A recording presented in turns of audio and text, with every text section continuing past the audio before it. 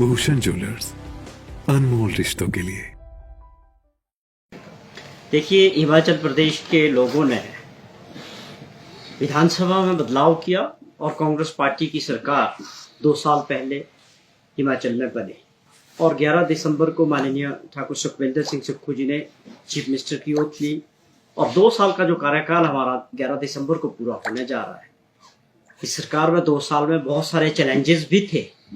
उन चैलेंजेस के बावजूद, चाहे आप आर्थिक चैलेंजेस की बात करें, अर्थव्यवस्था की बात करें या प्राकृतिक आपदा की चैलेंज था सामने, वो भी एक दूसरा बड़ा चैलेंज था।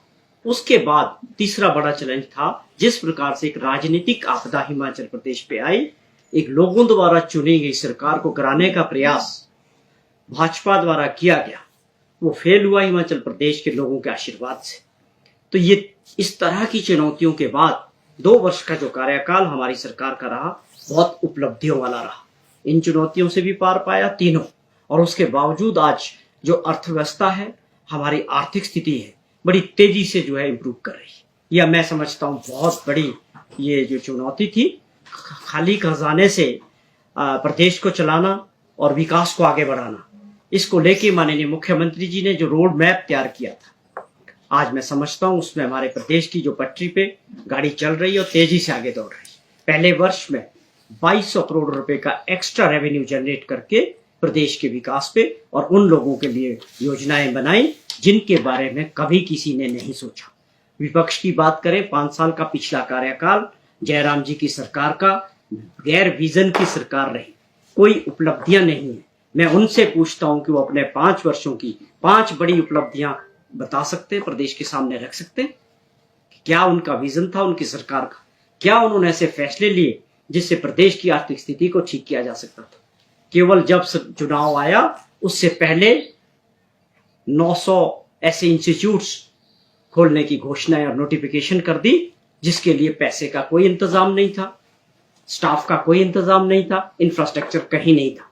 केवल मात्र इस सोच के साथ कि हम चुनाव में जाएंगे, बहुत सारी घोषणाएं करेंगे।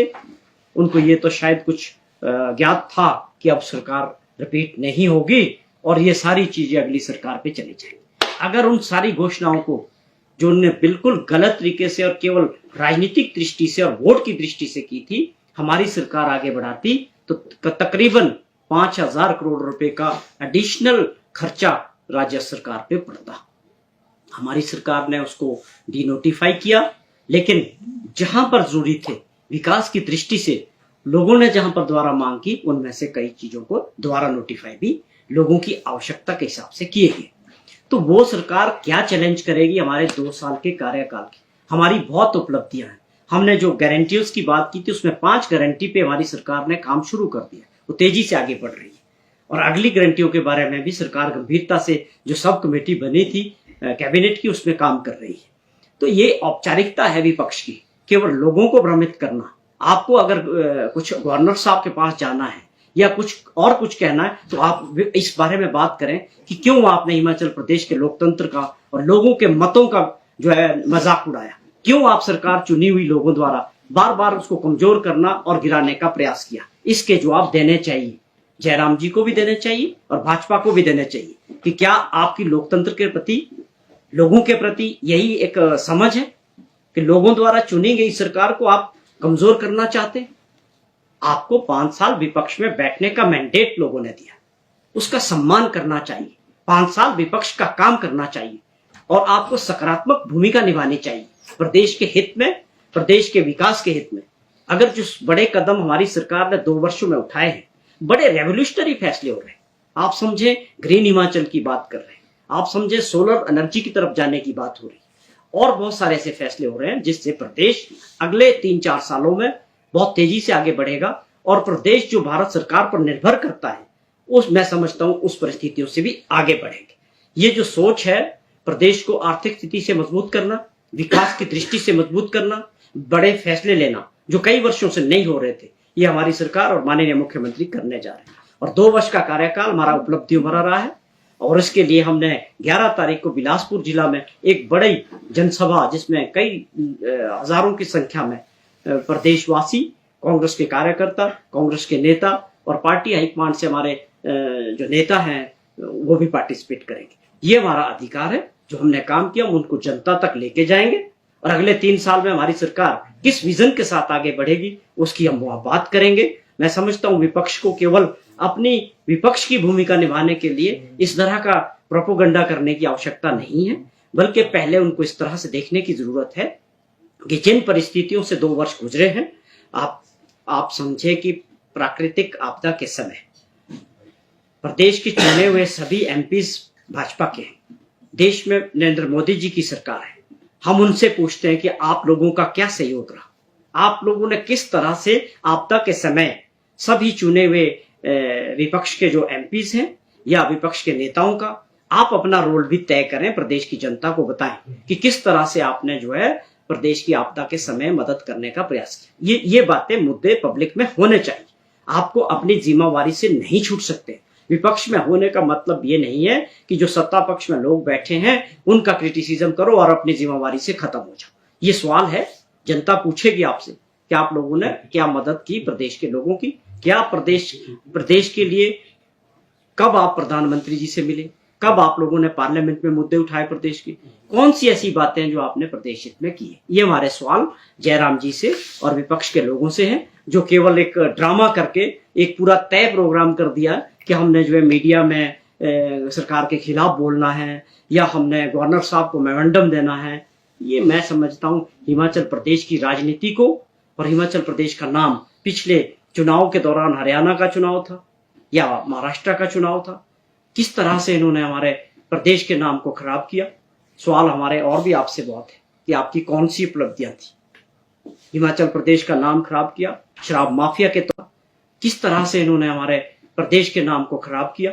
सवाल हमारे और भी आपसे बहुत है कि आपकी कौन सी उपलब्धियां थी। हिमाचल प्रदेश का नाम खराब किया शराब माफिया के तौर पे, आपके राज में हुआ। शराब माफिया खुले तौर पे काम करता था, कई लोगों ने अपनी जानें भी गंवाई। उसके बाद पेपर लीक माफिया में हिमाचल प्रदेश का नाम आया, उसका सारा क्रेडिट जयराम जी को जाता है और उनकी सरकार को जाता है। वो पुलिस भर्ती के पेपर थे, लाखों रुपए में बिके, पुलिस डिपार्टमेंट खुद उसका एग्जाम कंडक्ट कर रहा था। ये बड़े सवाल है जिसके जवाब जयराम जी को देने चाहिए जनता। उसके बाद हिमाचल सबऑर्डिनेट कमीशन में JOIT के हजारों बच्चों ने, लाखों बच्चों ने पेपर दिए थे, वहां क्या हुआ वो पूरी प्रदेश की जनता के सामने, पूरे देश के सामने। तो उसमें हमारी सरकार बनते ही इंक्वायरियां बैठी और वहां पर जो है घपले मिले, किस तरह से वहां पर्चे बेचे जा रहे थे, किस तरह से जो हमारे बच्चे मेहनत कर रहे थे उनका हक मारा जा रहा था। ये उपलब्धियां जयराम सरकार की थी 5 साल की। आप उस पे जरूर प्रदेश की जनता को बताएं कि आपके 5 साल कैसे रहे इस प्रदेश के लिए। तो जो केंद्रीय नेता किन किन को निमंत्रण दिया गया है, थोड़ा उसके बाद। ये माननीय मुख्यमंत्री जी अभी दिल्ली के दौरे में थे, तो उन्होंने हमारे जो राष्ट्रीय अध्यक्ष खड़गे साहब और हमारे सीनियर लीडर, सबसे बड़े नेता राहुल गांधी जी और प्रियंका गांधी जी से भी बात की है, और भी हमारे जो प्रभारी हैं राजीव शुक्ला जी। तो ये मुझे लगता है बहुत जल्दी ये बात तय हो जाएगी और कि कौन लोग इसमें पार्टिसिपेट कर रहे हैं। अपने प्रोग्राम के हिसाब से हमको ये जल्दी ये इंटीमेशन आ जाएगी। नरेश जी, 23 राज्यों को टूरिज्म को देखते हुए 3,296 करोड़ का पैकेज दिया गया है, सिर्फ हिमाचल उसमें शामिल नहीं है, कैसे देखते हैं? हाँ, ये सवाल है। यही सवाल आप लोगों को भी, मैं आप लोगों से भी गुजारिश करता हूँ कि अनुराग ठाकुर जी ने अपने फेसबुक अकाउंट पे, सोशल मीडिया अकाउंट पे ये डाला था कि किस प्रकार टूरिज्म मिनिस्ट्री ने जो है कुछ योजनाएं राज्यों के लिए अप्रूव की है। तो हम उनसे पूछना चाहते हैं, हमने भी भेजी थी, हिमाचल सरकार ने भी भेजी, हमारी कोई योजना उसमें शामिल नहीं हुई और 1 रुपया भी हमारी उस योजना में नहीं मिला। तो ये बड़े सवाल है कि प्रदेश हित पहले होना चाहिए, विपक्ष और सत्ता पक्ष उसके बाद होना चाहिए। हम बार बार यही बात करते हैं कि इनको सद्बुद्धि दे, इनको ये समझना चाहिए कि आपकी सरकार है, भारत सरकार में आप मेंबर ऑफ पार्लियामेंट यहाँ से सारे भाजपा के, वो प्रदेश हित की लड़ाई लड़े, हम उनके साथ खड़े होने को तैयार है। लेकिन आप दुर्भाग्यपूर्ण वंश देखिए कि केवल बयानबाजी करते हैं, प्रदेश हित की कभी कोई बात नहीं करते। ये मुद्दे बड़े इंपॉर्टेंट है कि हमें उस टूरिज्म के, एक इंपॉर्टेंट स्टेट है हिमाचल प्रदेश, और इसके लिए हमारी अपनी रीति रहेगी, हम उसको आगे बढ़ाएंगे। सरकार ने जिस प्रकार आपने देखा कि कांगड़ा जिला को पूरा एक टूरिज्म कैपिटल के तौर पे वहाँ बहुत सारी योजनाओं पे काम हो रहा है, वहाँ एयरपोर्ट के एक्सपेंशन पे बड़े जोरों से काम हो रहा है, लैंड एक्विजिशन पे काम हो रहा है, पोंग डैम में किस तरह से टूरिज्म को आगे बढ़ाया जा रहा है, एक बड़ा जोलॉजिकल जू को लेके सरकार काम कर रही है और बड़ी योजनाएं हैं टूरिज्म की दृष्टि से। हम बड़े थोड़े से समय में बहुत सारी ऐसी चीजों पे सरकार ने, मुख्यमंत्री जी ने जो पाइपलाइन में चली गई है, और मैं समझता हूं कि प्रदेश के लोगों के आशीर्वाद से और सहयोग से ये योजनाएं जैसे जैसे आगे बढ़ेगी, प्रदेश का जो है स्थिति तेजी से बदलेगी।